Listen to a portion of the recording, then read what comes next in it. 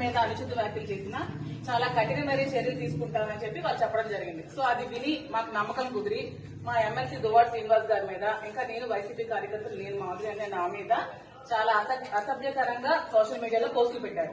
So మీరు ఖచ్చితంగా వాళ్ళ మీద కూడా యాక్షన్ తీసుకోవాలని కోరుకుంటూ మేము మా ఎంపీపీలు, ఎంపీటీసీలు, ప్రెసిడెంట్లు, మండలి టౌన్ ప్రెసిడెంట్లు అందరూ కలిపి మీ కంప్లైంట్ ఇవ్వడం జరిగింది. దీని మీద మీరు తప్పకుండా సిబిఐ యాక్షన్ తీసుకోవాలని కోరుకుంటున్నాం. రెండు అందరికీ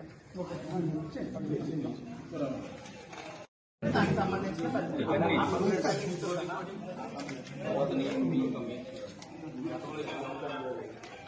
సార్ గతంలో ఇచ్చిన కంప్లైంట్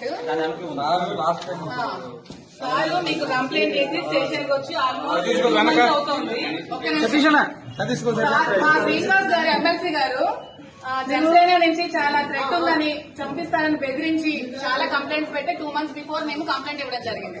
దాని మీద ఎటువంటి యాక్షన్ కానీ ఎఫ్ఐఆర్ కానీ ఫైల్ చేయలేదు.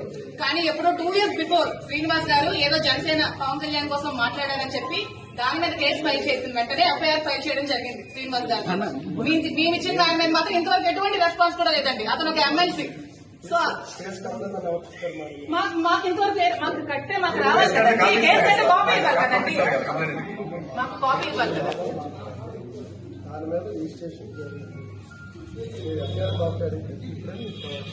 రిజిస్ట్రేషన్ జరిగితే ఎటువంటి యాక్షన్ అయినా తీసుకున్నారా? మీకు ఎవిడెన్స్ ఇచ్చారు కదండి.